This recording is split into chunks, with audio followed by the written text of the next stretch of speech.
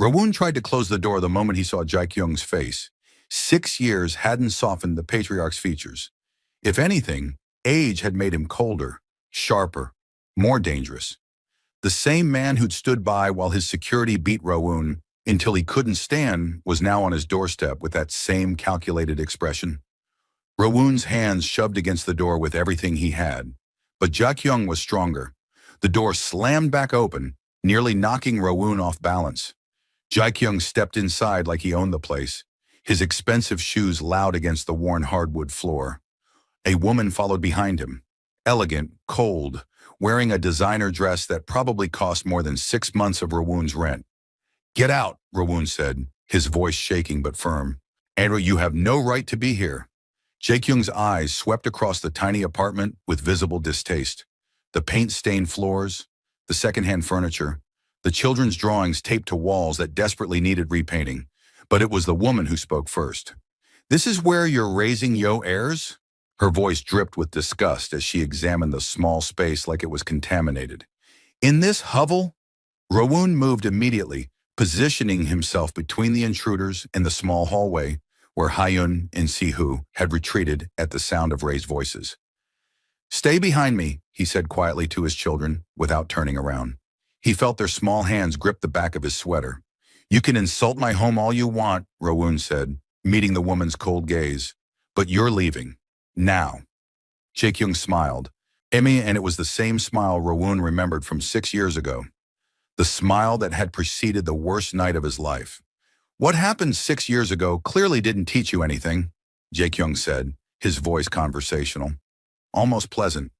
"You actually had the audacity to appear before my sons again, to threaten them, and now look what you've done. Turned them into maniacs chasing after some Omega who should have stayed gone."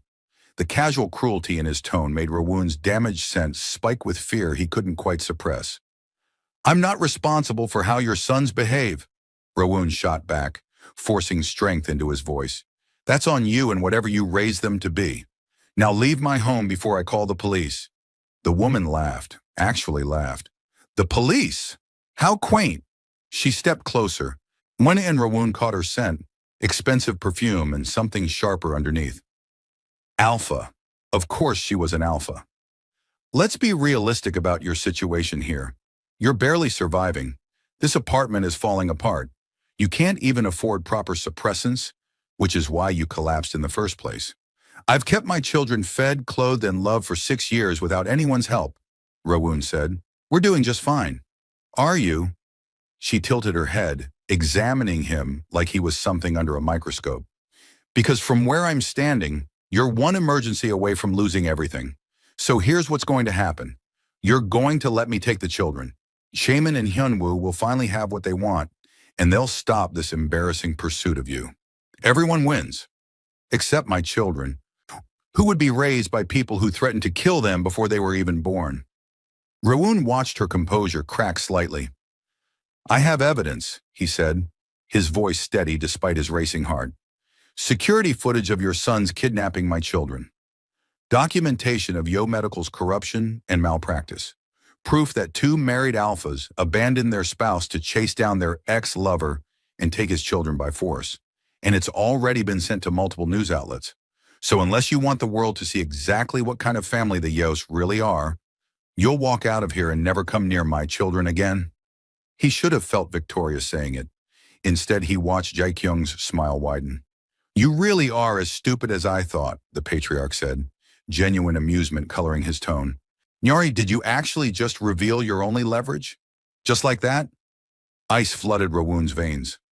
"I was right about you 6 years ago," Jae-kyung continued, stepping closer until Rawun had to crane his neck to meet his eyes. "An Omega like you could never be capable enough to stand beside my sons. Could never help rule an empire. You don't even understand basic strategy." The woman pulled out her phone with perfectly manicured nails. "Allow me to introduce myself properly," she said with false sweetness.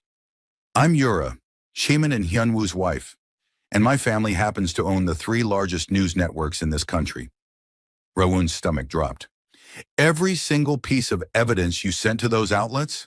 Yura's smile was razor sharp. "The kidnapping footage, the corruption files, The scandal about my husband's chasing you, all of it, I'd wiped, gone, erased from their systems like it never existed. And if you try to send more, the same thing will happen. We control the narrative, not you. You're lying, Rowoon said, but his voice came out weak. Am I? She turned her phone screen toward him. The headline made his blood run cold. Unstable Omega uses children to extort wealthy family. Below it was a photo of him looking exhausted and disheveled, leaving the hospital. The article painted him as a manipulative opportunist who'd hidden children for 6 years specifically to blackmail the Yo family for money. Every word was a lie. Every word would be believed. This goes live in 1 hour, Yura said pleasantly. Unless you hand over Haeun and Sihu right now. Then this article disappears and you can go back to your poverty-stricken life in peace. You can't do this, Rowoon whispered. We already have. Jae-kyung's voice was final. You tried to use public pressure against us, so we're returning the favor. The only difference is we actually have the power to make it stick. Behind him, Rowoon heard Sihu's quiet sob, felt Haeun's grip tighten on his sweater. Yura stepped closer, her phone still extended like a weapon. Tick-tock, Rowoon. What's it gonna be? Your pride or your children's future? Rowoon stared at that screen, at the malicious lies presented as truth, and realized with crushing clarity that they'd just checkmated him with his own strategy. They were doing exactly what he'd done to them. Only they were better at it. His phone was in his pocket. The doctor's numbers were there. But what could Woo Jin and Jae-won do against this? Against a family that controlled the media, the narrative, the truth itself? Yura's smile widened as she watched the defeat cross his face. Smart choice, she said, lowering her phone. Now shall we discuss custody arrangements like civilized people? Rowoon's damaged scent flared with desperation, so sharp both Alpha's nostrils flared, and he made a decision that would either save everything or destroy what little he had left. No. The single word fell into the room like a stone. Jae-kyung's expression darkened. Excuse me? I said no. Rowoon's voice grew stronger. Publish your lies, destroy my reputation. I don't care anymore. You're not taking my children. You're choosing pride over their well-being? Yura's voice turned cold. Orny, I'm choosing truth over your threats. Rowoon pulled his phone from his pocket with shaking hands. And I'm calling the people who actually know how to fight you. His fingers found Jae-won's number. Yura lunged forward to grab the phone. But Rowoon was faster. The call connected just as Yura's hand closed around his wrist. Rowoon! Jae-won's voice came through the speaker, alert and concerned. What's wrong? They're here, Rowoon said, his eyes locked on Jae-kyung's furious face. The patriarch and Yura, they're threatening to publish lies about me unless I give them my children. Silence on the other end for exactly 2 seconds. Then Jae-won's voice, deadly calm. Don't give them anything. We're 10 minutes away. The line stayed connected, and Rowoon watched Yura's confident expression finally crack. The apartment door burst open 7 minutes after Rowoon made the call. Woo Jin came through first, his doctor's coat still on like he'd run straight from the hospital. Jae-won followed half a second behind, his sharp eyes immediately taking in the scene. Rowoon backed against the wall with his children, Yura holding her phone like a weapon, Jae-kyung standing too close with that same predatory smile.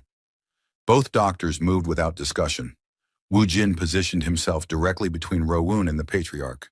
Jae-won mirrored him on the other side, creating a wall of protection that hadn't existed 30 seconds ago. You must be the doctors, Jae-kyung said, his tone dismissive. How nice of you to come running when called, like well-trained pets. And you must be the man who orders people beaten and threatened, Jae-won replied coolly. Ima, how nice to finally meet you face to face. Jae-kyung's expression didn't change, but something cold flickered in his eyes.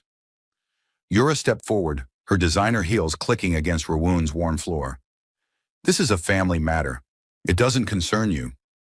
It concerns us the moment Rowoon called for help, Woo Jin said, his usual gentleness replaced with something harder. And we have legal teams ready to fight whatever custody claim you're planning.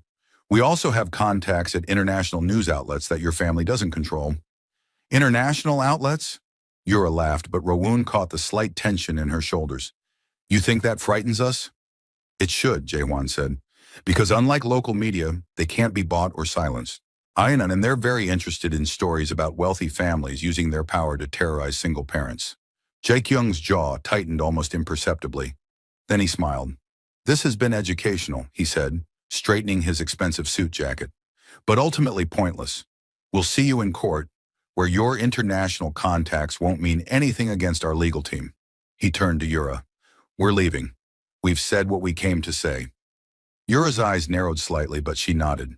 Before turning away, she looked directly at Rowoon. Think carefully about your next move, she said quietly, because every choice has consequences. Then she and Jae-kyung walked out like they owned the world. The door closed behind them with a soft click that felt louder than it should. Rowoon stood frozen for exactly 3 seconds.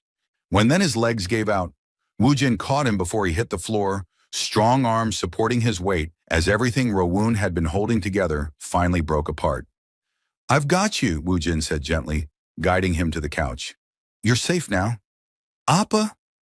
Haeun's small voice was thick with tears. Rowoon forced himself to look up, to meet his daughter's frightened eyes. I'm okay, baby. Just tired. Sihu climbed onto the couch beside him, pressing close.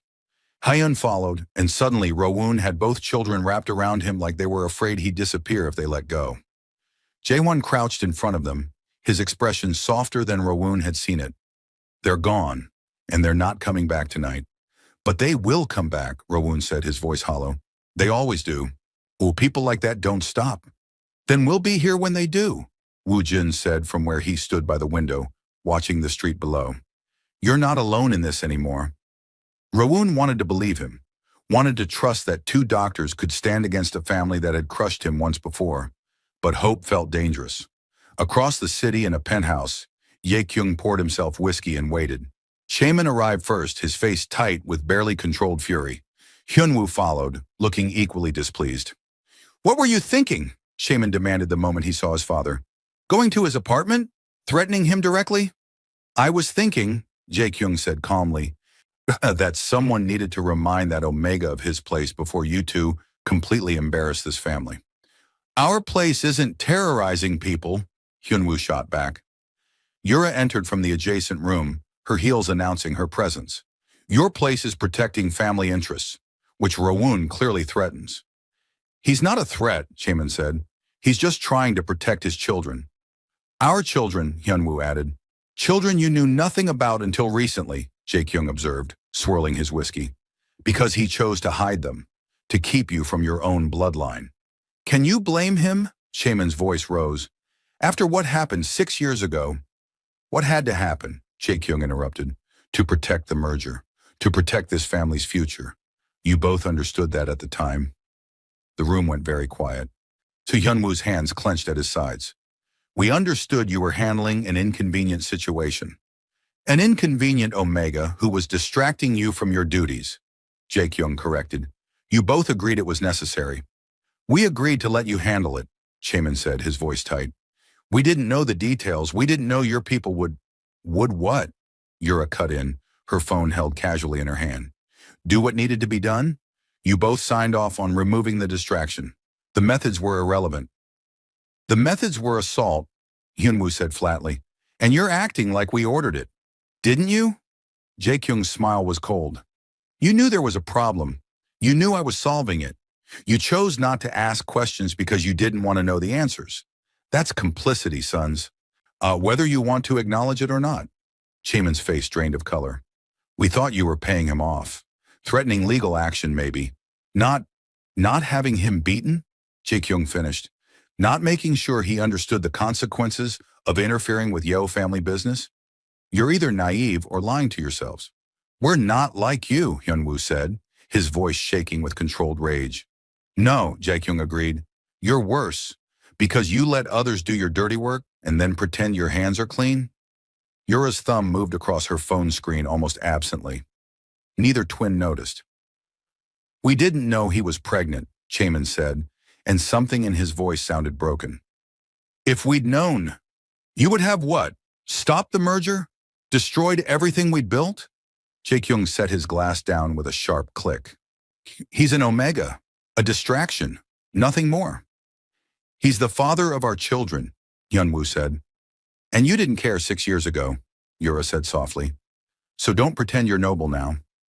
The silence that followed felt heavy enough to crush. Yura slipped her phone into her purse and smiled. On the other side of the city, Rowoon was putting the twins to bed when his phone buzzed. Unknown number.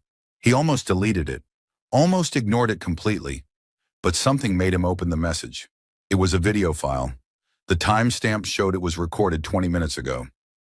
Rowoon's hands started shaking before he even pressed play. Jae-kyung's voice came through first. You both agreed it was necessary. Then Chaemin's response. We agreed to let you handle it. The video played through the entire conversation. Every damning word. Every admission that they'd known what happened 6 years ago. That they'd let it happen. That they'd chosen not to ask questions because they didn't want answers. The text below the video was brief.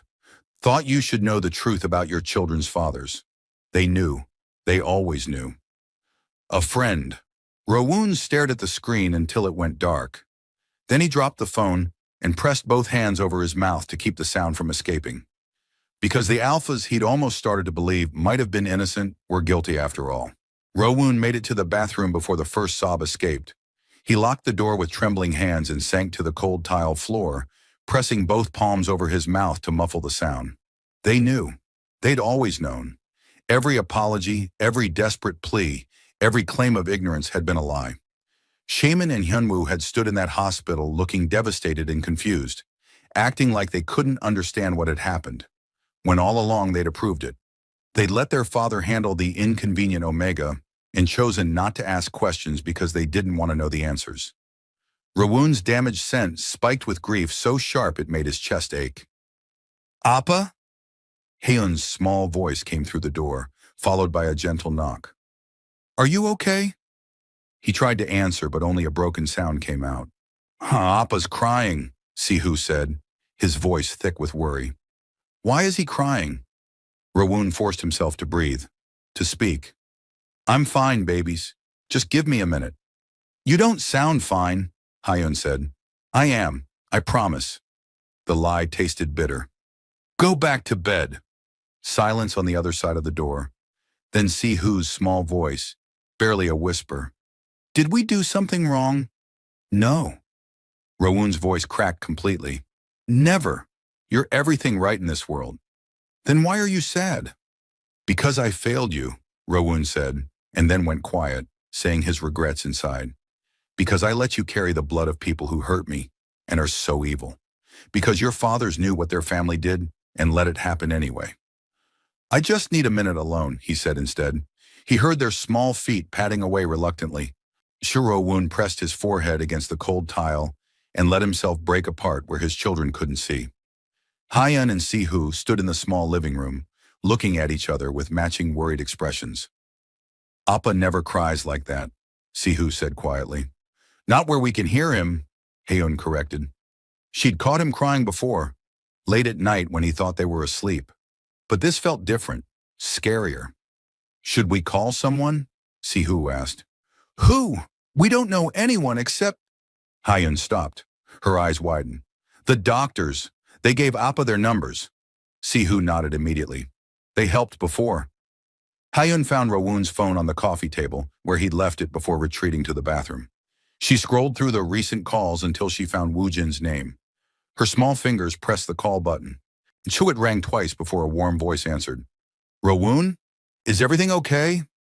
It's Hyun, she said, trying to sound brave. Appa's crying in the bathroom and he won't come out, and he said something about failing us, and I don't know what to do. We're on our way, Woojin said immediately. 2 minutes, stay with your brother. The line went dead. Hyun looked at Sihu. They're coming. 1 minute and 47 seconds later, someone knocked urgently on the apartment door. Sihu opened it to find both doctors looking worried and slightly out of breath. Where is he? Jae-hwan asked gently. Bathroom, Hyun pointed. He locked the door. Woojin knelt in front of both children. Go to your room for a few minutes, okay? We're going to help your Appa. They nodded and retreated, but Hyun left her door cracked open to listen. Jae-hwan approached the bathroom door and knocked softly. Rowoon? It's us. The children called because they're worried about you. I'm fine, came the muffled response. You're not, Jaewon said bluntly, and sitting on a bathroom floor alone isn't going to help. Let us in. Silence. Then the lock clicked. The door opened slowly. Rowoon sat on the floor, knees pulled to his chest, face blotchy from crying, his phone clutched in one shaking hand. Woo Jin's expression shifted to immediate concern. He stepped inside and crouched beside Rowoon while Jaewon leaned against the doorframe. What happened? Woo Jin asked gently. Rowoon didn't speak and walked to get his phone. Jaewon took it and pressed play on the video. Both doctors watched in silence as Jae Kyung's voice filled the small bathroom. Now as Chaemin and Hyunwoo's admissions played out. As the truth neither twin had wanted to acknowledge became undeniable. When it ended, Jaewon's jaw was tight. Woo Jin's hands had clenched into fists. They knew, Rowoon whispered. They stood in that hospital and lied to my face. They knew what their family did and they let it happen. Who sent this to you? Jaewon asked, his voice carefully controlled. I don't know. Anonymous number. But it doesn't matter who sent it. Rowoon looked up, and his eyes held something harder than grief. What matters is it's true. And I'm done. Done with what? Woo Jin asked carefully. Hiding. Rowoon stood on shaking legs, using the sink for support. I wanted to believe they didn't know, that they were victims of their family too. But they chose this. They chose their merger over me. Over basic human decency. So now I choose to destroy them. Rowoon, no. His voice turned steel. They want a war? I'll give them one. No mercy. No forgiveness. I want the Yo family burned to the ground. Jaewon and Woo Jin exchanged a look. The twins will come here tonight, Jaewon said quietly. The moment they realize you have that video, they'll figure out someone sent it to you. They'll come to explain or beg or whatever they think will fix this. I don't want to see them, Rowoon said. Then you need to leave, Woo Jin said. Right now, before they arrive. Leave to where? Our place, Jaewon said immediately. Our penthouse. It has security. Guards. They won't be able to force their way in like they did here. Rowoon looked between them. You'd do that? We already decided we were moving you out of here anyway, Woo Jin said. This just accelerates the timeline. Pack what you need. We leave in 10 minutes. Rowoon moved on autopilot. He grabbed 2 duffel bags and started throwing clothes into them. Hyun and Si-hoo emerged from their room, reading the urgency in the air. Are we leaving? Hyun asked. Yes, Rowoon said, his voice steadier now that he had a purpose. We're going somewhere safer. Pack your favorite things, quickly. The children moved with surprising efficiency, gathering clothes and a few treasured toys. 8 minutes later, they stood in the apartment doorway with 2 duffel bags and 1 small backpack. Rowoon took one last look at the tiny space that had been home for 6 years. The paint-stained floors, the second-hand furniture, the walls covered in his children's artwork. Then he closed the door and locked it behind him. They made it down the stairs and out to the parking lot where Jaewon's car waited. Woo Jin was loading the bags into the trunk when headlights swept across them. Everyone froze. A black sedan pulled into the parking lot and stopped 20 feet away. The engine cut. The doors opened. Chaemin stepped out first, his face pale and strained. Hyunwoo followed, looking equally devastated. Both twins stopped when they saw Rowoon standing between the 2 doctors with packed bags and his children. For 5 seconds, nobody moved. Then Chaemin's voice broke the silence, raw and desperate. Rowoon, please, let us explain. Rowoon stared at the alphas who'd fathered his children, the men he'd loved once, and he felt absolutely nothing except cold determination. There's nothing to explain, he said quietly. I know the truth now, and I'm done listening to your lies. He turned toward Jaewon's car. Rowoon, wait. Hyunwoo started forward. Jaewon stepped between them, his voice deadly calm. Don't! Woo Jin opened the car door. Rowoon ushered his children inside, then slid in after them. The door closed, and as Jaewon's car pulled away, Rowoon didn't look back at the 2 alphas standing frozen in the parking lot. The penthouse felt wrong in a way Rowoon couldn't name. Too clean, too spacious, too much glass and chrome and expensive furniture that his children shouldn't touch. Woo Jin had insisted it was fine, that nothing in the space mattered more than their safety, but Rowoon kept his hands in his pockets anyway. Hyun and Si-hoo sat on the enormous leather couch, looking small and out of place. their backpack between them like an anchor to their real life. You should rest, Jaewon said gently, setting down bags in the guest bedroom. It's been a long night. I don't want to rest, Rowoon said. His voice came out flat, hollow. I want to destroy them. Both doctors stopped what they were doing. Woojin approached carefully. Rowoon! They knew. The words tasted like poison. They approved my suffering and shame. I can't forgive that. I can't believe I confessed to you both that I still love them. I want the Yeo family burned to the ground. All of them. No mercy. Woojin exchanged a look with his twin. Are you sure? Yes. Rowoon's voice turned to steel. I want them to lose everything the way I lost everything 6 years ago. I want them to know what it feels like. The conviction in his tone left no room for argument. Across the city, in a sitting room that cost more than most people's houses, Chaemin and Hyunwoo stood in the doorway, watching Yura sip wine like she hadn't just destroyed their entire world. Get out, Chaemin said, his voice deadly quiet. Yura didn't even look up. This is my home too. Legally speaking, I have every right to be here.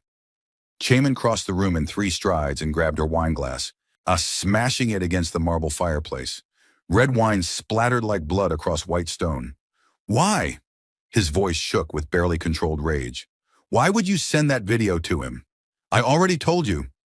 Yura stood calmly, brushing glass fragments from her dress. I won't become irrelevant. If you think you can have him and keep me as your convenient political wife, you're mistaken. Hyunwoo moved faster than his twin. He had Yura against the wall with one hand around her throat before she could react. Not squeezing hard enough to actually choke her, but enough that her eyes went wide with real fear. You just made the worst mistake of your life, Hyunwoo said, his voice cold and dead in a way it had never been before. Yura clawed at his hand, gasping. Before you do anything stupid, remember I have recordings. Everything. At every crime, every secret, every lie this family has ever told. Chaemin grabbed his twin's shoulder. Hyunwoo, let her go. Why? But Hyunwoo's grip loosened slightly. Because she has leverage we can't fight. Yet. Hyunwoo released her and stepped back, his hands clenching into fists at his sides. Yura rubbed her throat, her expression shifting from fear to cold satisfaction. Smart choice. Because if you try to divorce me or remove me from this family, I'll destroy you both.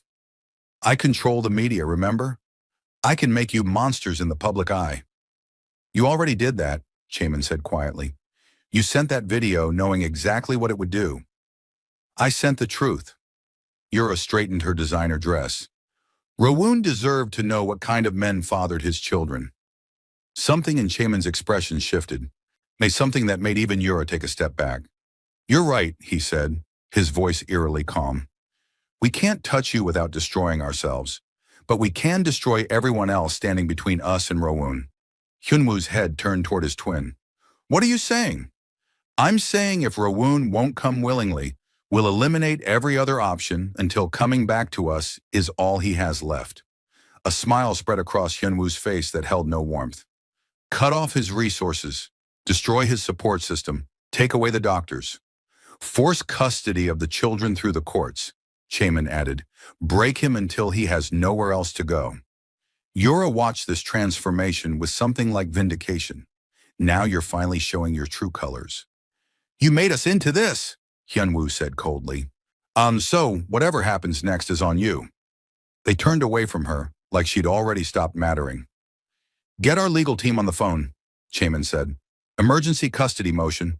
We claim Rowoon is mentally unstable and living inappropriately with strange men, that he's exposing our children to unsuitable conditions. Hyunwoo pulled out his phone. I'll handle the art community Rowoon is in. A few calls to gallery owners and cafe managers, some concerns about his reliability and stability. Word will spread fast. And the doctors? Chaemin asked. Anonymous complaint to the medical board. Inappropriate conduct with a patient. Conflict of interest. They'll be suspended pending investigation. Good.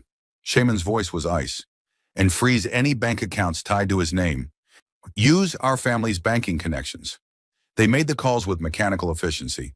Chaemin spoke to their legal team first, his voice professional and cold. Emergency custody filing. I want it on a judge's desk by morning. Use every legal angle we have. Mental instability, inappropriate living situation, whatever sticks. Hyunwoo called a gallery owner who'd commissioned Rawoon's work before. His voice was concerned, almost friendly. I wanted to give you a heads up about Rawoon. There are some personal issues happening. Instability, legal troubles. You might want to reconsider future commissions. Just thought you should know. He made 3 more calls just like it. Then Hyunwoo dialed the medical board, his voice anonymous and worried. I need to file a complaint about 2 doctors at Mercy General, Woo Jin and Jae-hwan. And they're engaging in inappropriate relationships with a patient and indulging in medical malpractice. I think someone should look into it. Chaemin's final call was to a contact at their family's banking division. I need accounts frozen? Yes, immediately. The name is Rawoon. Any accounts, any access. Make it happen. They hung up within seconds of each other. Hyunwoo looked at his twin. It's done. By morning, he'll have no income, no money, no doctors, and a court order taking the children. Chaemin's expression was empty and cold. Good. When he has nothing left, he'll come crawling back. And then we'll have him exactly where we want him. Neither of them recognized themselves anymore. 6 years ago, they'd chosen not to ask questions because they didn't want to know the answers. However, they'd let their father handle the inconvenient Omega and told themselves their hands were clean. Now they were making the calls themselves, giving the orders, becoming the monsters they'd always pretended not to be. And neither of them cared, because Rawoon and their children were worth becoming devils for. In the penthouse across the city, Rawoon finally let Woo Jin guide him to the guest bedroom. Hyun and Si-hoo were already asleep on the massive bed, curled together like they always did. He stood in the doorway watching them breathe. We'll protect you, Woo Jin said quietly from behind him. All 3 of you, whatever it takes. Rawoon wanted to believe him, but he'd learned the hard way that promises meant nothing against people with power. His phone buzzed. He ignored it. It buzzed again and again. Finally, he looked. Your bank account notification. Access suspended pending review. Email from a cafe that regularly commissioned his work. We've decided to go in a different direction. Please don't contact us again. Another email. Same message. Different gallery. Rawoon's hands started shaking. His phone rang. Jae-hwan's name on the screen. He answered. What's wrong? The medical board just called. Jae-hwan's voice was tight with controlled anger. Woo Jin and I have been placed on administrative leave. Effective immediately. Someone filed ethics complaints. Rawoon's vision tunneled. They'd done it. Less than 12 hours after he drove away, the Yos had already started dismantling his life. They're not trying to win you back, Jae-hwan said quietly. They're destroying everything until you have no choice but to go back to them. Rawoon looked at his sleeping children and felt something crack inside his chest. The monsters had been unleashed, and they were coming for everything he loved. Rawoon stared at his phone screen showing a balance of 0 and felt something cold settle in his chest. 12 hours. The Yo twins had dismantled his entire life in 12 hours. We're not giving up, Jae-hwan said from where he stood by the penthouse window. I've been making calls all morning. There are at least 15 doctors willing to testify about Yo Medical's corruption. People they've hurt, patients they've buried. We can build a case. How long will that take? Rawoon's voice came out flat. Weeks, maybe a month to gather everything and... The custody hearing is in 4 days. Silence fell across the room.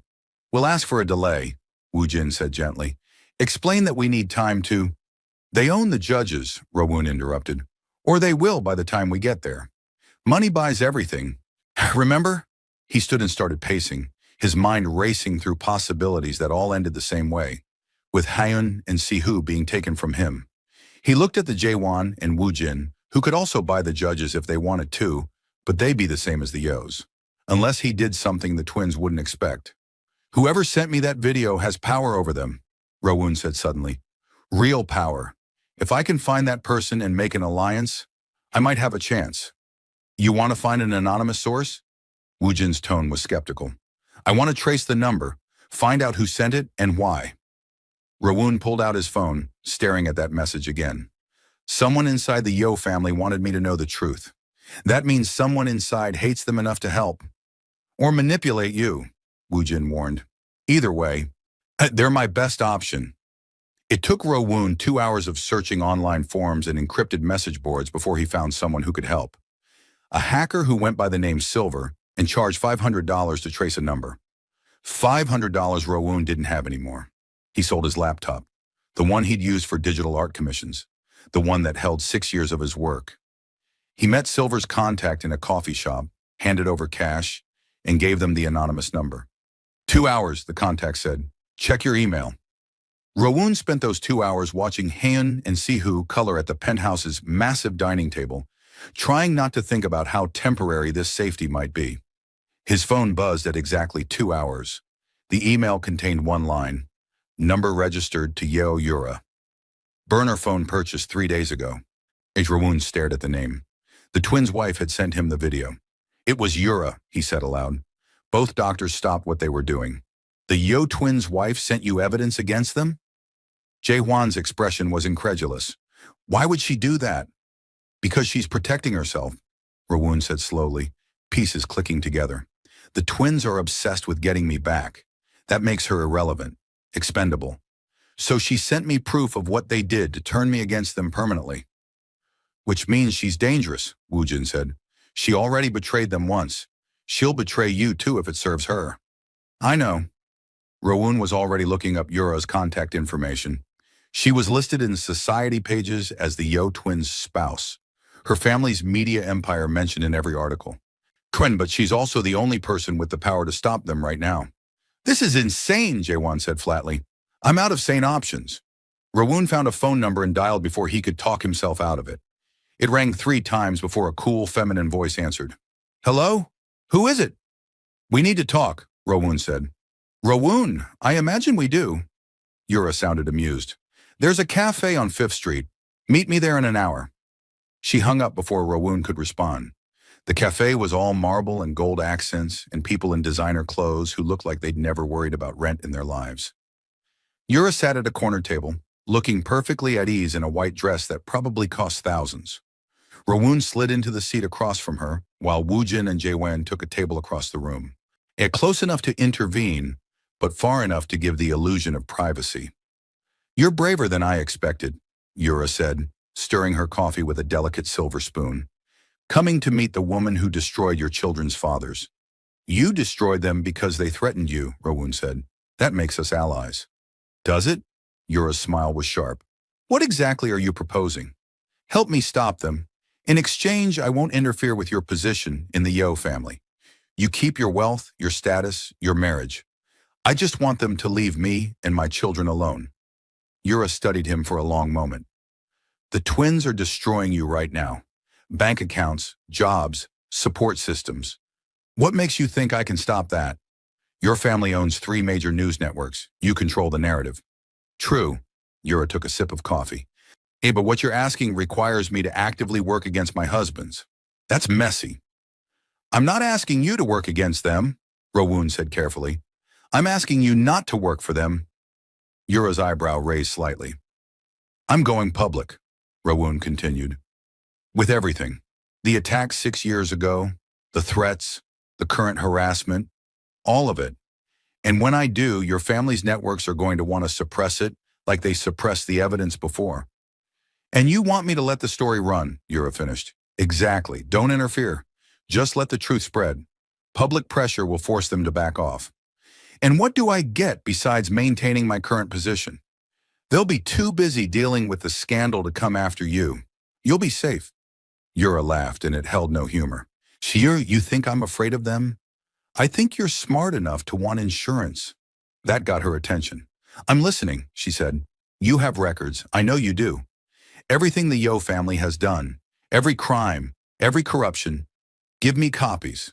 That's my insurance against them ever coming after me again, and yours against me ever exposing your role in this. Yura's expression shifted to something calculating. Mutually assured destruction. Exactly. There's a catch, Yura said, leaning forward. You have to go public yourself. Your face, your name, your trauma on display for the world to see. And you have to make my husbands look like the obsessive stalkers they are. It protects my image while destroying theirs. Rowoon's stomach turned. Going public meant his children would see it eventually. It meant everyone would know what happened to him. Meant becoming the Omega who got attacked by the powerful Yeo family for the rest of his life. "And if I use those recordings against you," he asked, "then I'll destroy you and take your children myself." Yura's voice was pleasant, but her eyes were ice. "The recordings protect us both, but cross me and you'll wish you'd never made this deal." Rowoon looked across the cafe at Woo Jin and Jae-won, saw the concern written across both their faces. Thought about Hyun and Sihu coloring at that dining table, unaware that their entire world was being dismantled around them. He turned back to Yura. "Deal." They shook hands across the marble table. Yura pulled a small USB drive from her purse and slid it across. "Everything you need is on here. We use it wisely." Rowoon pocketed the drive and stood. "The twins will come after you when this goes public." "Let them try." Yura's smile was all teeth. "I've been preparing for this war longer than you have. I always knew they were cowards when they pretended to live in guilt for 6 years. Rowoon walked out of the cafe with the USB drive feeling like it weighed 1,000 pounds. Back at the penthouse, Woojin set up a camera while Jae-won adjusted lighting. Both moved with grim efficiency, understanding what was about to happen without needing explanation. "You're really doing this?" Woojin asked quietly. "I don't have a choice." "You always have a choice." "Then I'm choosing to fight." Rowoon sat in the chair facing the camera. "I'm choosing to make them face what they did instead of hiding from it. Once this is out there, you can't take it back," Jae-won warned. "Your face, your story, your children, all of it becomes public forever." Rowoon thought about 6 years of running, 6 years of hiding, 6 years of letting fear control every decision. He looked directly into the camera lens. "I'm sure. Let them see what monsters look like." Jae-won hit record, and Rowoon began to speak. The video hit 1 million views in 6 hours. Rowoon watched the numbers climb from the penthouse couch, his phone screen showing comment after comment of outrage and support. People he'd never met were calling for the Yeo family's destruction. Journalists were requesting interviews. His face was everywhere. He'd wanted this, needed this. So why did he feel like he was drowning? "The custody hearing has been postponed," Jae-won said, walking into the room with his own phone. "The judge cited the need to review new public information." "That's good news." "Is it?" Rowoon's voice sounded hollow even to himself. Woojin sat beside him gently. "You did the right thing. The twins can't touch you now. Too many eyes watching." Rowoon wanted to believe that. Across the city, in an estate that suddenly felt like a prison, Huotra Chimin Yeo stood in front of a wall of screens watching his entire world collapse in real time. Stock prices dropping, partners pulling out of deals, board members calling emergency meetings, and everywhere, that video. Rowoon's face, Rowoon's voice, Rowoon's scars displayed for millions to see. "We need Yura," Hyunwoo said from where he paced near the windows. "Her family controls the networks. She can make this disappear." "Then let's ask her." They found Yura in the main sitting room, calmly reading a book like the family name wasn't being destroyed across every platform. "We need you to handle this," Chaemin said without preamble. "Use your family's influence. Take down the video. Suppress the coverage." Yura looked up slowly, marking her page. "No." "Excuse me. I said no. It's not my problem." Hyunwoo's hands clenched. "You're our wife. Protecting the family image is literally your responsibility. How did you let this get so viral in the first place? You should have caught it before it spread." "Should I have?" Yura's smile was cold. "Perhaps I've been too busy recovering from being choked and threatened in my own home." "That was," Chaemin started. "A mistake?" Yura stood, setting her book aside. "No, it was a choice. You put your hands on me, so you lost my support. When I see you broken enough to remember your place, maybe I'll consider helping. Until then, handle your own mess." "Some of this information could only come from an insider," Hyunwoo said, his voice dangerous. "Things about internal family operations, board decisions, private medical records. Are you accusing me of something? Did you give Rowoon evidence against us? Do you have proof?" Yura's expression didn't change. "Because without proof, you're just paranoid men looking for someone to blame for your own failures." Chaemin grabbed her arm hard enough to leave marks. "Answer the question." Let go of me. Not until you... Armed men stepped out from the adjacent rooms. 4 of them. Professional, armed, clearly not family security. Mrs. Yo requested we intervene if you became aggressive, one of them said calmly, moving between Yura and the twins. Hyunwoo stared. You brought your own security into our home. My home, Yura corrected. And yes, I've learned not to trust you. The security guards physically moved both twins away from her, were escorting them toward the door with professional efficiency. This isn't over, Shaman said as he was guided out. It is for tonight, Yura replied pleasantly. Standing in their own hallway like unwelcome guests, the twins stared at each other. She planned this, Hyunwoo said quietly. She knew we'd confront her. She was ready. She's been ready for everything. Shaman's jaw clenched. But Rowoon isn't. The obsession that had been building for days crystallized into singular focus. If they couldn't control Yura or the media, they'd control the source. Get to Rowoon, force him to recant, make him take it all back. It took one phone call to find him. The doctor's penthouse, secured building with guards and cameras. We can't get in, Hyunwoo observed from their car parked across the street. And then we wait for him to come out. They waited 3 days. 3 days of watching the building, seeing Rowoon through windows with their children, watching him smile at things the doctors said, seeing what they'd lost playing out in those lit windows like a movie they couldn't turn off. On the 4th day, Rowoon emerged alone. There, Shaman said, starting the car. They followed at a distance as Rowoon walked 2 blocks to a law office, watched him go inside, waited for him to come out 40 minutes later looking exhausted. Rowoon took a different route back, cutting through an alley to avoid the main street where people had started recognizing him. Now, Hyunwoo said. Shaman accelerated, swinging the car around to block the alley's far exit. Both twins got out, moving quickly. Rowoon looked up and froze. His damaged sense spiked immediately with fear. He spun toward the entrance he'd come through, but Hyunwoo was already there, blocking his escape. We just want to talk, Shaman said, moving closer. Rowoon backed against the alley wall, his hand diving for his phone. Shaman knocked it from his grip before he could dial. The phone hit concrete and shattered. No one's coming to save you this time, Hyunwoo said quietly. What do you want? Rowoon's voice shook but held steady. You destroyed everything, Shaman said, and something in his expression made Rowoon's blood run cold. Not angry. Worse. Desperate. Our reputation. Our family. Our chance with our children. Now you're going to fix it.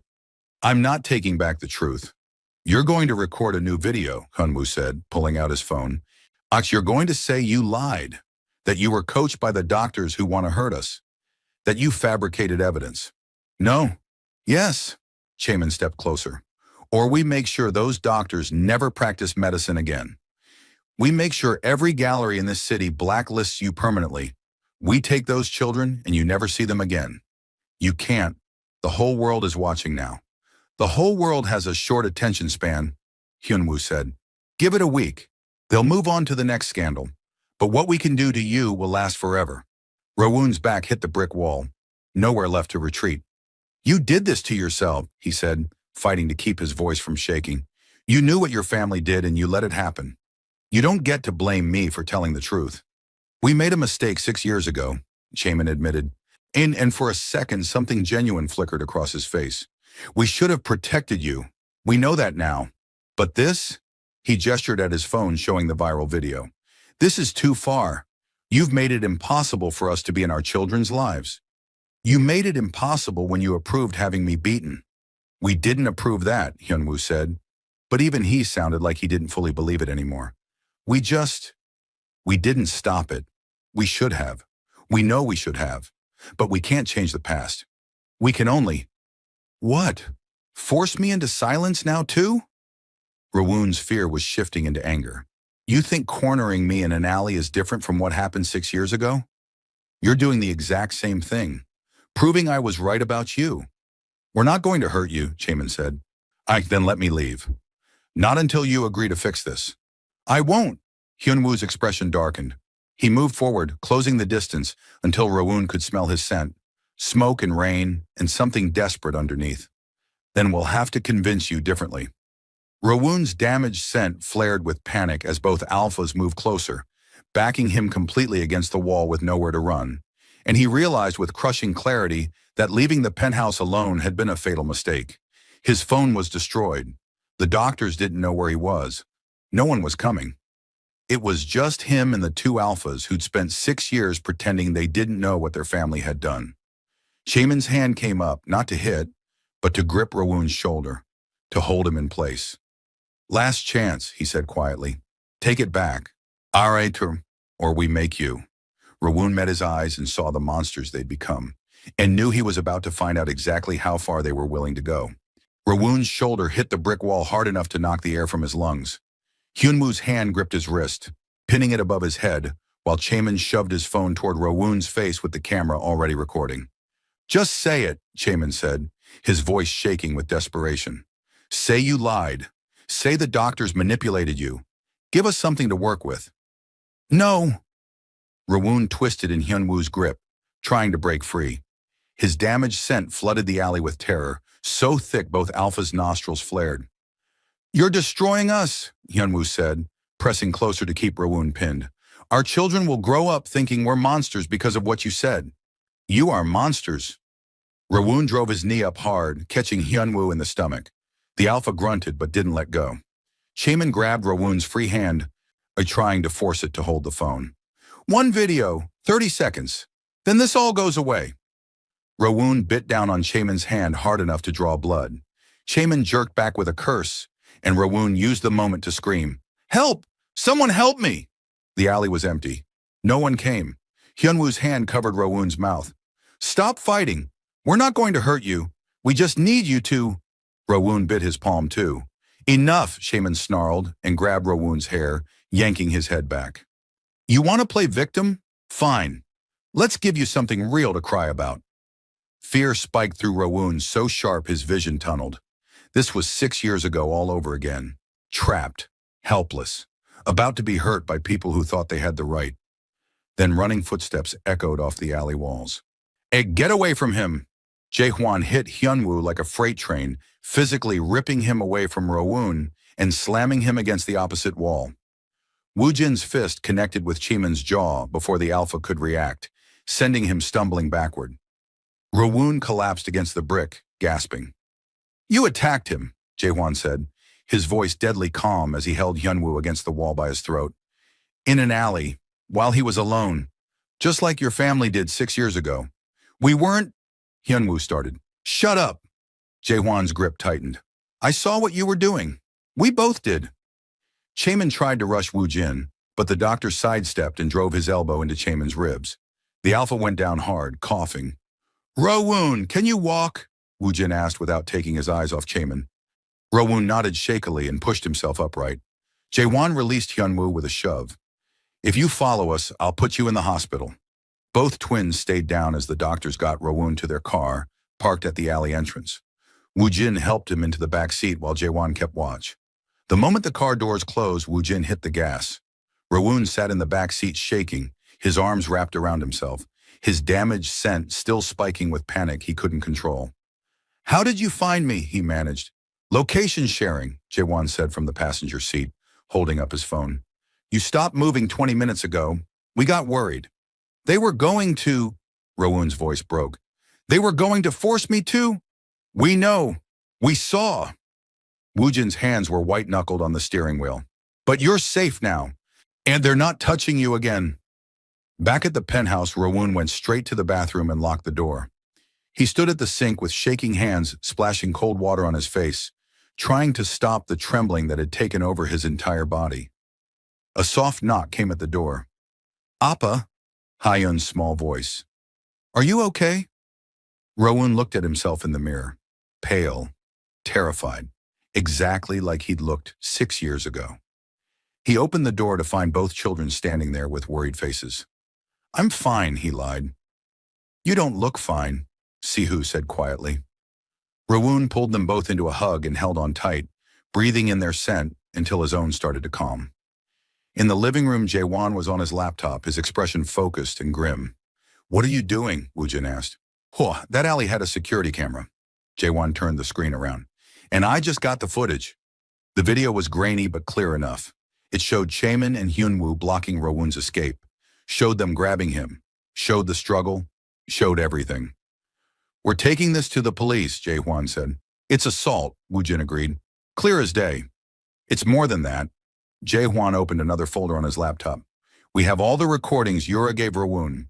Evidence of corruption, medical malpractice, financial crimes, and now we have proof they attacked him today. You think the police will actually arrest them? With this much evidence?" Jae-hwan's smile was sharp. "They won't have a choice." They went to the police station that night, and the public exposure had already did the work beforehand, and they wouldn't dare conform to the Yo family. Jae-hwan handed over the alley footage, the recordings from Yura, the medical records from 6 years ago, documentation of the recent harassment. Everything laid out in a file that took the detective 40 minutes to review. "This is substantial," the detective said finally. "We'll need to verify some of these recordings, but if they're legitimate, we're looking at multiple felony charges." "How long?" Woo-jin asked. "Warrants by morning. Maybe sooner if the DA fast-tracks it." The arrests happened at dawn. Police cars surrounded the Yo estate. Officers with warrants walked through doors that had never been forced before. Chaemin and Hyunwoo were in the main sitting room when the police arrived. Nearly both still awake from a sleepless night, both looking like they'd aged years and hours. "Chaemin Yo and Hyunwoo Yo, you're under arrest for assault, harassment, financial crimes, and conspiracy." The handcuffs clicked closed around both their wrists. Jae-kyung emerged from his study to find his sons being led away in restraints. "Wait," he demanded. "You can't just—" "Jae-kyung Yo," a different officer said, stepping forward. "You're also under arrest for corruption, obstruction of justice, conspiracy, and ordering an assault resulting in bodily harm." For the first time in his life, Jae-kyung Yo looked genuinely shocked. "This is absurd. I'll have your badges. You're welcome to call your lawyer from the station." All 3 Yo men were walked out in handcuffs in front of their staff, their business associates who'd arrived for morning meetings, and the news cameras that had been camped outside since Rowoon's video went viral. The footage was everywhere within an hour. By noon, the board of Yo Medical Group held an emergency meeting and voted unanimously to remove Jae-kyung as chairman, pending the criminal investigation. By evening, Yura's family announced they were exercising their rights as major shareholders to assume temporary control of the company to restore integrity and public trust. Rowoon watched it all unfold on the penthouse television. News anchors discussed the arrests with barely concealed satisfaction. Legal experts analyzed the charges. The security footage from the alley played on loop, showing the twins attacking him in that dark space. Yura appeared on screen in a tailored white suit, Angst standing in front of the Yo Medical Building. "This company was built on the principle of helping people," she said smoothly to the cameras. "Recent events have shown that principle was abandoned. My family is committed to returning Yo Medical to ethical practices and accountability." She looked calm, composed, victorious. The Yos were done. That was all that mattered. "Appa?" Sihu climbed onto the couch beside him. "The news lady said the bad men got arrested." "Yes, baby, they did." "Are they coming back?" Rowoon looked at his daughter's worried face, at Sihu sitting on his other side with the same question in his eyes. He thought about 6 years of running, 6 years of fear, 6 years of looking over his shoulder, waiting for the moment they'd find him. "No," he said and meant it. "They're never coming back." Woo-jin and Jae-hwan stood in the kitchen watching the news with identical expressions of grim satisfaction. "It's over," Woo-jin said quietly. "Not quite," Jae-hwan replied. "There's still the trial, the custody case, getting Rowoon's accounts unfrozen and our reputation restored. But the worst is over." "Yeah." Jae-hwan's expression softened as he watched Rowoon hold his children on the couch. "The worst is over." On the television, the news anchor announced breaking developments. Sources confirm that prosecutors are considering additional charges related to the assault of Rowoon 6 years ago, and including conspiracy to commit assault and obstruction of justice. If convicted on all counts, the Yo family members could face decades in prison. Rowoon closed his eyes and let himself breathe. And for the first time in 6 years, he felt safe. The notification came through on a Saturday morning while Rowoon was making breakfast. Medical board final decision, all complaints dismissed. Dr. Woo-jin and Dr. Jae-hwan cleared of all charges. Licenses fully restored. A second notification followed immediately after. Bank account status. Freeze lifted. All funds restored with interest for inconvenience. Rawoon stared at his phone screen, reading both messages 3 times to make sure they were real. "What's wrong?" Woojin asked, looking up from where he was helping Sihu with a coloring book at the kitchen table. "Nothing's wrong." Rawoon's voice came out thick. "Everything's right. You're cleared, both of you, and my accounts are back." Jaewon appeared from the hallway, his hair still damp from the shower. "They finally processed it?" "Just now." Both doctors exchanged a look, and then smiled. "Good," Woojin said simply. "Now we can stop worrying about that and start planning something better." "Like what?" "Like taking you and the kids somewhere fun," Jaewon said. "A proper date. All 5 of us." Hyun's head popped up from her coloring. "A date? Where?" "The aquarium," Woojin suggested. "Unless you'd rather go to the amusement park?" "Aquarium!" both children shouted in unison. Rawoon looked at the doctors, at his children's excited faces, and felt something warm unfold in his chest. "Okay," he said. "Let's go." The aquarium was crowded with weekend families, but Rawoon barely noticed the crowd. He was too busy watching Sihu press his face against the glass of the shark tank, eyes wide with wonder, while Woojin crouched beside him, pointing out different species. "Oh, that one's a hammerhead," Woojin explained. "See the shape of its head?" "It looks funny," Sihu giggled. "It helps them see better, makes them really good hunters." "Like Uncle Wu is a good doctor?" Woojin's expression softened. "Exactly like that." Across the exhibit, Hyun tugged on Jaewon's hand. "Can we see the jellyfish, please?" "Of course." Jaewon let himself be pulled along, his usual serious expression breaking into a genuine smile.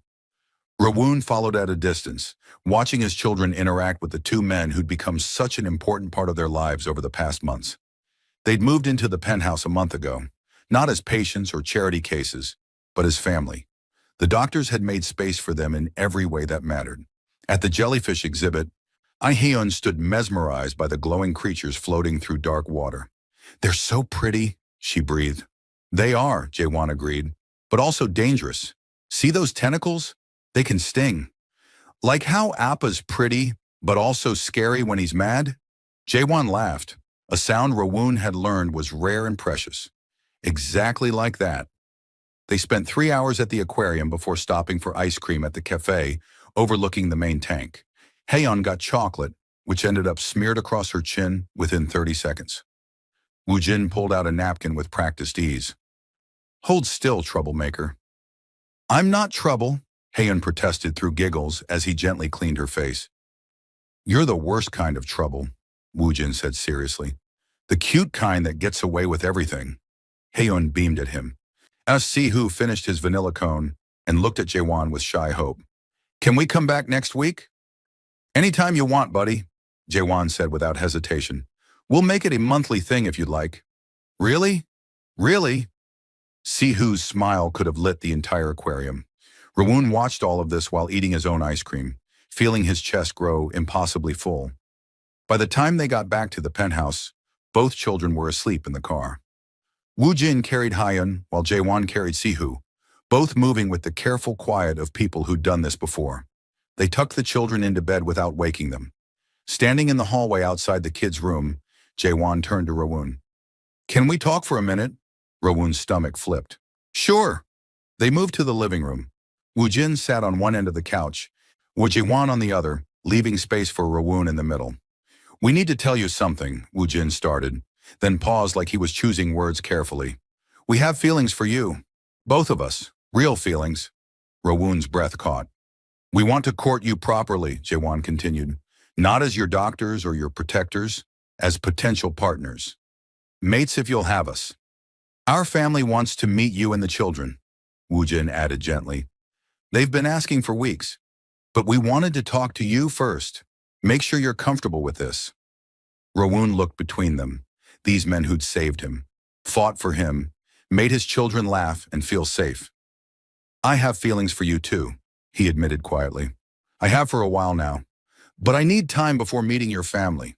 I want to make sure this is real, that it's stable. For Hyun and Sihu's sake."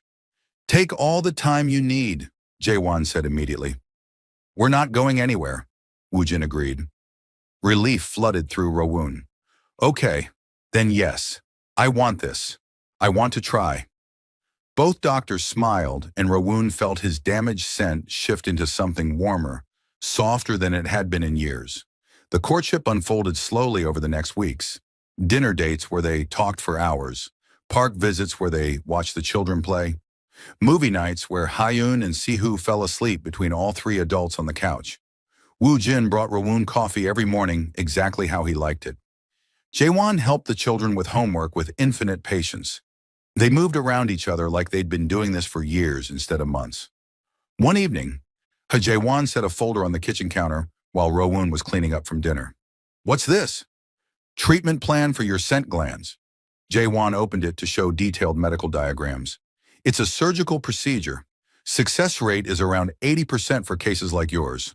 Ro-woon's hands stilled on the dish he was washing. You think it would work?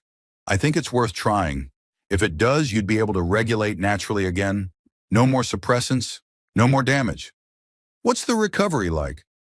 6 to 8 weeks. Some discomfort initially, but manageable. Jae-won's voice softened. We'd be with you through all of it. Ro-woon looked at the diagrams, at the possibility of being whole again. Okay, he said. Let's do it. The surgery happened on a Tuesday. Ro-woon woke up in a recovery room with both doctors on either side of his bed and Haeun and Sihu sleeping in chairs nearby. How do you feel? Woo-jin asked gently. Tired, sore. Ro-woon tested his scent carefully. It felt different, quieter but in a healing way rather than a damaged one. Did it work? We won't know for sure for a few weeks, Jae-won said, but the surgery went perfectly. Now you just need to rest and let yourself heal. Ro-woon closed his eyes and let himself drift, feeling safe in a way he'd never thought possible again. 3 months later, Ro-woon stood in a clothing store watching Hyun twirl in a navy blue dress. Do I look pretty, Appa? You look beautiful, baby. Across the store, Sihu was arguing with Jae-won about whether he really needed to wear a tie to meet the doctor's family. Punwani, it's just dinner, Sihu protested. It's an important dinner, Jae-won countered. First impressions matter. But ties are uncomfortable. So is my aunt's judgment if you show up in a t-shirt. Woo-jin laughed from where he stood with Ro-woon. He's got a point, Sihu. Sihu sighed dramatically but let Jae-won add a small tie to the pile of clothes they were buying. Ro-woon caught his reflection in a mirror and barely recognized himself. Healthy, his scent fully healed and stable for the first time in 6 years. His cheeks had filled out.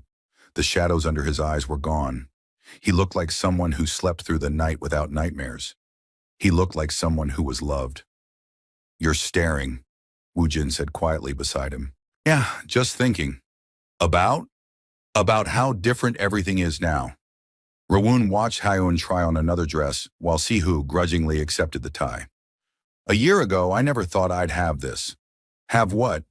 Safety, happiness, a family that chose me instead of trying to own me. Woo-jin's hand found his, fingers intertwining gently. You deserve all of it. You always did. Jae-won joined them, Sihu trailing behind. Ready to check out?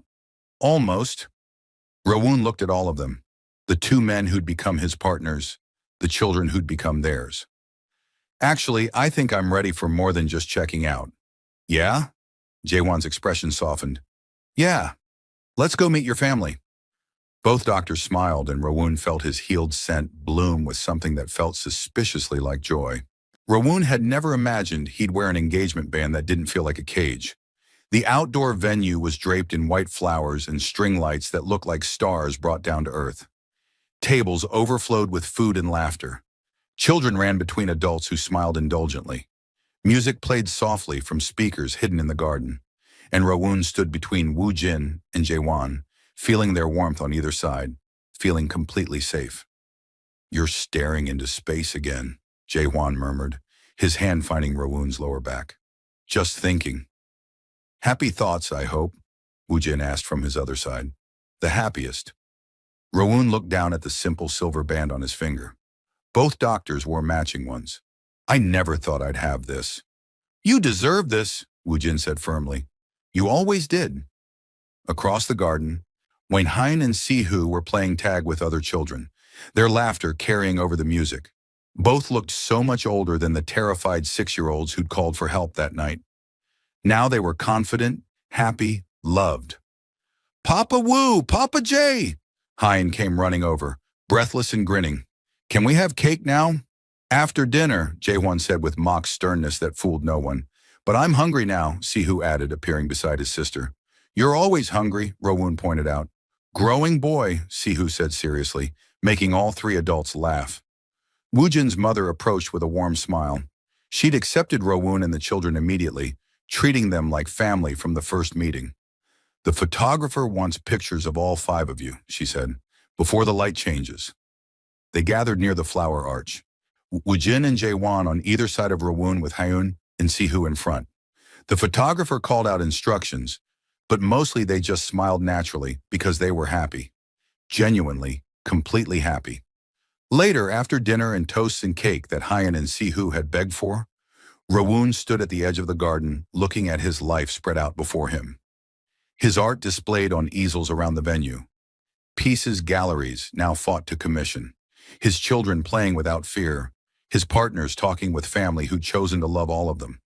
7 years ago, he'd been broken and terrified and alone. Now he was whole. His scent, fully healed from the surgery, bloomed with contentment. Both doctors' scents answered immediately, wrapping around his in a way that still made his heart skip. They stood together as the sun set and the lights grew brighter, watching their family celebrate a future built on choice instead of obligation. Rowoon had never felt more free.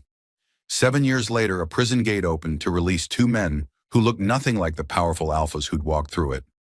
Chaemin and Hyun-woo Yeo stood blinking in sunlight that felt too bright after years of fluorescent prison lighting. Their expensive suits had been replaced with cheap clothes provided by the state. Their perfectly styled hair had grown out and grayed at the temples. Prison had aged them decades. "Car's waiting," a guard said, pointing to a black sedan at the curb. Neither twin recognized the driver. Not family security. Someone new. They climbed in silently and watched the city pass by the windows. Everything looked different, cleaner, more modern, like the world had moved on without them. The car pulled up to the estate they'd once owned, except it didn't feel like theirs anymore. New guards at the gate who checked identification before letting them through. New staff who looked through them rather than at them. Everything familiar but fundamentally changed. "Mrs. Yo will see you in the study," a woman in a crisp suit said, appearing the moment they entered. "We know where the study is," Chaemin said.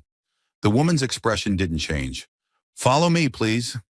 She led them through their own home like they were strangers, past rooms that had been redecorated, past family portraits that had been replaced with corporate awards. The study door opened to reveal Yura sitting behind the massive mahogany desk that had belonged to their father. She looked immaculate, hair perfectly styled, makeup flawless, a tailored black suit that screamed power and money. The nameplate on the desk read, "Chairwoman Yo Yura." She didn't stand when they entered, didn't smile, just looked at them with the cool assessment of someone evaluating livestock. "Sit," she said, gesturing to 2 chairs across from her. Chaemin and Hyun-woo sat. Yura let the silence stretch for a full minute, watching them squirm. 7 years, she said finally. "You've been gone 7 years. Do you know what I've accomplished in that time?" Neither twin answered. "I've tripled the company's value, expanded into 12 new markets, cleaned up every corrupt practice you and your father embedded in the system." Yura's voice was pleasant, conversational. "Honorary, I've made the Yo name mean something respectable again." "That's good," Yi Hyun-woo said carefully. "It is." Yura stood, moving around the desk with predatory grace. "And now you're back. 2 ex-convicts with nothing to your names, living on my mercy." "We're still Yeos," Chaemin said, some of his old pride surfacing. "Still your husbands." "Are you?" Yura stopped in front of them. "Because from where I'm standing, you're 2 parolees who need a place to live and money to survive. That's all." She leaned back against the desk, looking down at them. "Kneel." The word hung in the air like a blade. "What?" Hyun-woo's voice cracked. "You heard me. Kneel." "We're not." Chaemin started to stand. Yura's hand moved to her phone. "I can have you both evicted from this property in 10 minutes. No money, no references, no support. Our two ex-cons with assault convictions living on the street. Is that what you want? Chaman sank back into his chair. You have no power here, Yura said softly. No influence, no connections. Your father died in prison. Your business partners abandoned you. Everything you had is gone. So I'll ask again. Kneel. Chaman looked at Hyunwoo, saw the same devastation reflected in his twins' eyes. They'd lost everything. Slowly, both twins slid from their chairs onto their knees on the expensive carpet. Yura smiled. Good. You're learning. She moved back to her chair and sat. Here's how this works. You'll live in the East Wing. You'll attend functions when I require you to maintain appearances as my husband's. Otherwise, you stay out of sight. She pulled two phones from her desk drawer and tossed them down. Monitored, tracked. Every call recorded. Every movement logged. Your finances will go through me. Your schedules will be approved by me. You'll be useful or you'll be gone. Yunwoo's hands clenched on his thighs. For how long? For as long as I decide. Yura's smile was ice. You tried to make Rowoon powerless and trapped. Now you get to experience exactly what that feels like. The twins stayed on their knees, understanding with crushing clarity that this was their life now. Yura waved a hand dismissively. You can stand. Someone will show you to your quarters. They stood on shaking legs and left the study without another word. Behind them, Yura returned to her work, already forgetting they existed. Across the city, in a beautiful home filled with art and love, Rowoon stood in his studio working on a commissioned piece. And the space was professional now. Proper lighting, quality supplies. Gallery owners called him directly instead of the other way around. He paused, one hand moving to rest on his rounded belly. 6 months along and still getting used to the feeling of new life growing inside him. This time created from love. This time wanted and celebrated. Appa! Hyun burst through the studio door. 13 now and all long limbs and bright energy. Sihu ate the last of the cookies you made. Did not. Sihu's voice called from somewhere in the house.